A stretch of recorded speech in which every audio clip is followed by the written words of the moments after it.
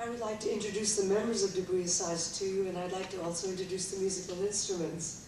So while they're shifting around, I'd like to start with this sweet and sharp tassa, which is a particular favorite instrument of mine.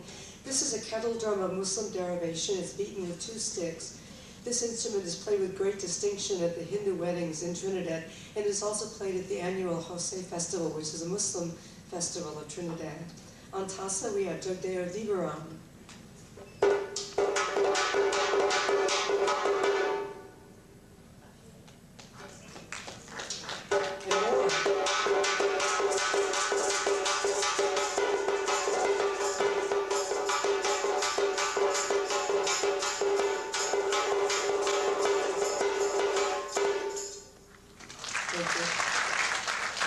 The dolak, a double-headed barrel drum beaten with the hands and played by folks throughout North India, is played by Rishi Ragbir.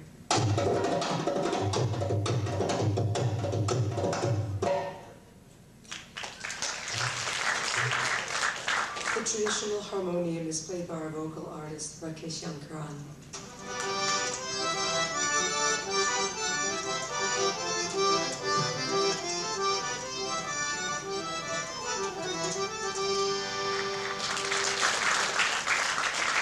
The Latin component in our ensemble is represented by the shak shak rattles, played by our group manager, Ajit Praimsingh. Our female vocalists include Durrani, Rasika Dindyal, Lily Ramcharan, and Mali Ramcharan. Our male vocalists include Daraja, Rakesh Yankaran, Surindra Ramatar, and Devanand Nagesar. Lastly, we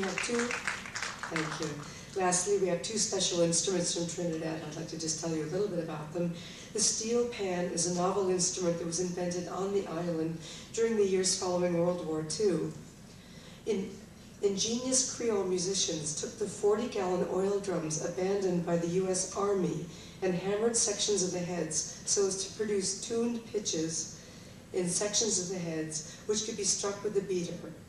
The modern steel pan is made in families, starting with a brilliant-sounding small soprano pan, or ping pong as it was once called, to the large booming bass pans played in sets of 6 drums.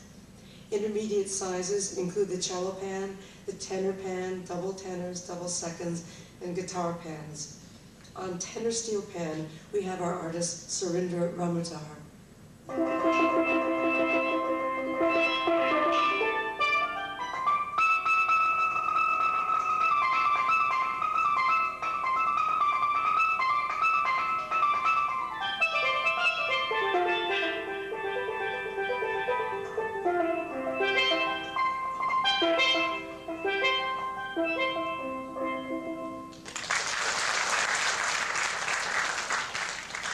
Finally, we have the dantal, which you see stage right.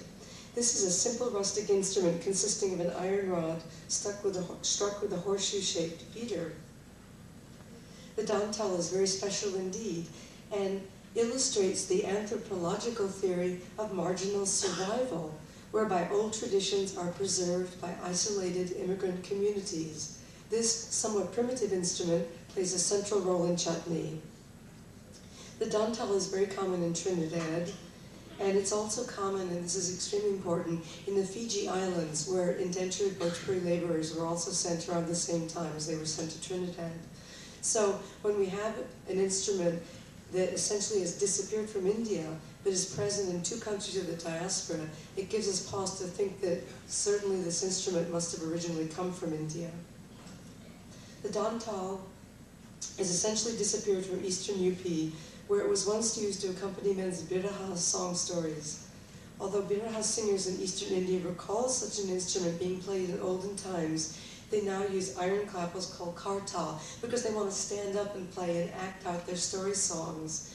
Whereas for the dantal, the musician must be seated and can't act out in such a dramatic way the stories. Tonight, we're going to have Rasika Dindyal demonstrate this unusual instrument, the dantal, for you.